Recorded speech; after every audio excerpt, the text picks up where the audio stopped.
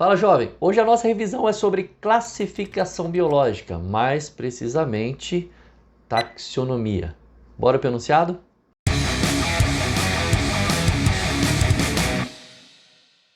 Questão 44, cobrada na FAMERP, primeira fase, 2024, diz o seguinte. Leia a tirinha do cartunista Fernando Gonzalez. Um especialista em besouros faz um desejo antes de morrer. Quero reencarnar como um besouro. Um besouro diz para o outro, vamos transar. O outro diz não. Você é da espécie Chrysomelis andersoni? Eu sou um Chrysomelis albinatus. E fica aí no ar essa proposta que é de um besouro para o outro. O que a gente percebe aqui são dois nomes científicos. O nome científico Chrysomelis andersoni e o nome científico Chrysomelis albinatus. Nós temos dois nomes científicos aqui. A tirinha aborda de forma bem humorada uma possível incompatibilidade reprodutiva entre dois besouros. Marca bem essa ideia aqui, ó. Incompatibilidade reprodutiva significa que eles não podem se reproduzir. No entanto, esse cruzamento pode ocorrer e gerar descendentes. Então, mesmo que eles tenham incompatibilidade reprodutiva, a descendência desses besouros, que são de espécies distintas, pelo nome científico a gente percebeu, né? Só pode ser inviável. Não pode ser viável, tá? Quando nós falamos do cruzamento de uma espécie, tipo espécie 1 com a espécie 2, surge desse cruzamento um híbrido, que é uma mistura.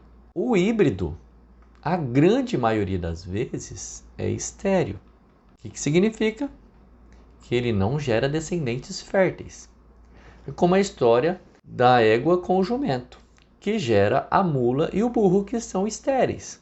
Então, não dá. Então, esses descendentes vão ser inviáveis. Inviáveis por quê, né? Vamos ver a letra A, o que ela nos diz. Inviáveis, pois os besouros são de gêneros diferentes. O erro está aqui, ó. Os dois besouros são do mesmo gênero, Chrysomelis.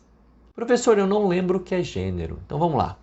Na taxonomia, que é o ramo da biologia que classifica os seres vivos, nós estudamos inicialmente esses táxons.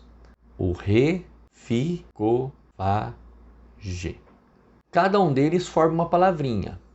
Reino, filo, classe, ordem, família, gênero e espécie. Lembrando, dentro de um reino existem muitos filos. Dentro de um filo existem muitas classes, dentro de uma classe existem várias ordens, dentro de uma ordem existem várias famílias, dentro de uma família vários gêneros, dentro de um gênero várias espécies.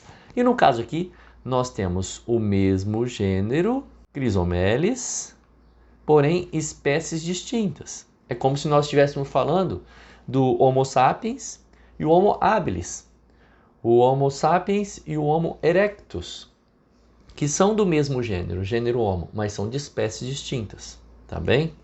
Letra B. Inviáveis, pois os besouros são de espécies diferentes. Essa daqui é a nossa resposta. Eles têm o mesmo gênero, mas têm espécies diferentes. E aí eu chamo a atenção para essa palavrinha aqui, ó, espécie. Espécie é o conjunto de seres vivos semelhantes entre si que, quando cruzam, geram descendentes férteis. Nós já falamos isso, inclusive, na primeira questão que nós estudamos da primeira fase da FAMERP 2024 aqui no canal. Então, quando nós pegamos um daqueles dois ali, ó, por exemplo, o Chrysomelis andersoni, nós temos duas palavras. Por que nós temos duas palavras, né? Isso se dá porque o nome científico ele é binomial. Quando o Linneu cria o nome científico, a classificação binomial, ele mostra para a gente que todos os seres vivos precisam ter duas palavrinhas no seu nome científico. A primeira delas é o gênero, que é mais genérica mesmo, né, como o próprio nome diz, e a segunda é o epiteto. Epiteto é aquela palavra específica daquele ser vivo, daquele grupo de seres vivos em comum, tudo bem? Então, quando nós falamos de uma classificação binomial, quando nós falamos de uma espécie, só vale se nós considerarmos as duas palavras. Se nós considerarmos apenas uma das palavras, não vai valer. E por que a letra E está errada, né?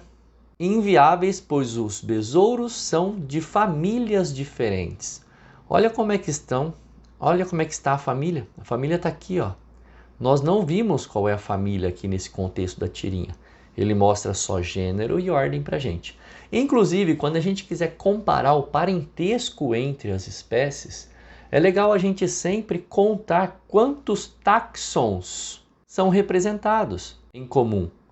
Apenas o primeiro e o segundo, o terceiro, o quarto, o quinto, o sexto, o sétimo. Por que que eu, professor Marquinhos, sou aparentado a você? Porque nós temos 7 táxons em comum. Nós temos desde o mesmo reino até a mesma espécie. Então nós temos o maior parentesco em comum. Se a gente fosse comparar com um peixe, por exemplo, nós temos classes distintas. Tá bem? Então nós só temos 2 táxons com os peixes. 2 táxons de parentesco. Um ser humano em relação ao outro ser humano tem 7 táxons de parentesco.